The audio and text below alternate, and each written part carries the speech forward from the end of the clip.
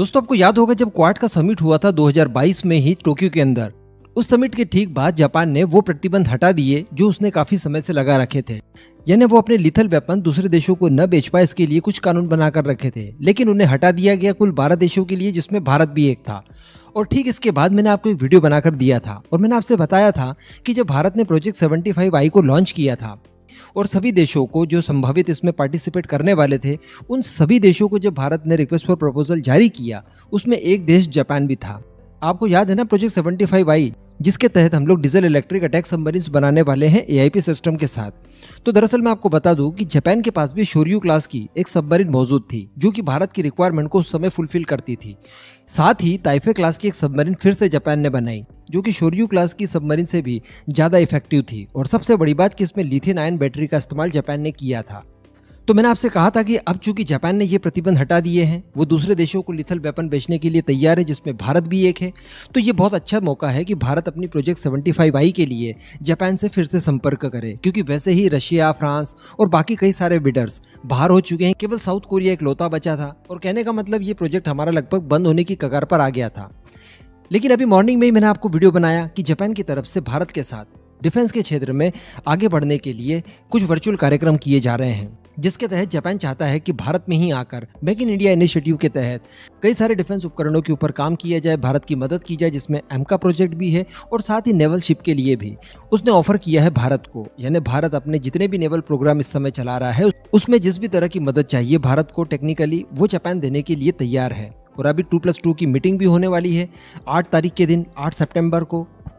तो इस दौरान भारत के रक्षा मंत्री और विदेश मंत्री जापान जाकर वहां पर 2+2 की मीटिंग करेंगे अपने काउंटर पार्ट्स के साथ। इसी के साथ साथ मैंने आपको 2 दिन पहले एक वीडियो बनाकर बताया था प्रोजेक्ट 76 के लिए, जिसके लिए 2026 में हमने प्लानिंग की है लॉन्चिंग की। और मझगांव डॉकयार्ड लिमिटेड को ये कहा गया है कि आप लिथियम आयन बैटरी पर और साथ ही इस तरह के सबमरीन्स को बनाने के लिए जितनी भी टेक्नोलॉजीज अभी हमारे पास नहीं है, उससे डेवलप करने की तैयारी शुरू कर दीजिए, ताकि हम लोग 2026 में प्रोजेक्ट 76 को तैयार कर सकें, जिसके तहत 12 की संख्या में लिथियम आयन बैटरी के साथ सबमरीन्स देनी है हमारी नेवी को।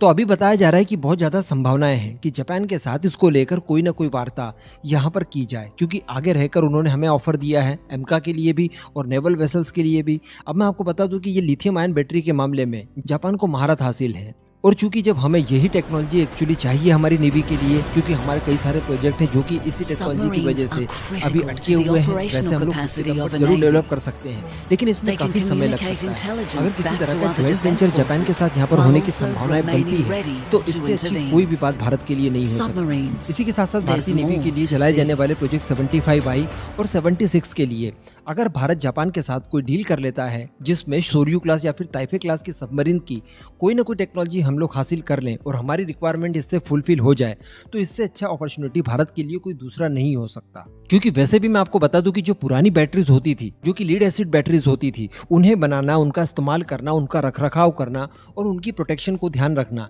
ये सारी चीजें काफी आसान होती थी। जबकि हम लोग ये सभी जानते हैं कि जो लिथियम आयन बैटरी है, इनमें ब्लास्ट वगैरह होने के चांसेस काफी ज्यादा हैं। इन्हें बनाना तो मुश्किल है ही है, साथ में इन्हें मेंटेन करना भी काफी मुश्किल है। नो डाउट ये आपको आउटपुट बड़ा शानदार देती है, बहुत जबरदस्त बैटरी बैकअप देती है, और ये एकदम मॉडर्न टेक्नोलॉजी के साथ आती है, जल्दी चार्ज हो जाती है, जल्दी रिड्यूस नहीं होती। इस तरह के कई सारे इसके उपयोग हैं, जिस वजह से ये काफी मॉडर्न है। लेकिन फिर भी कहीं ना कहीं इसको बनाने के लिए एक आपको सुपीरियरिटी चाहिए, ताकि इसका इस्तेमाल प्रॉपर आप कर सकें।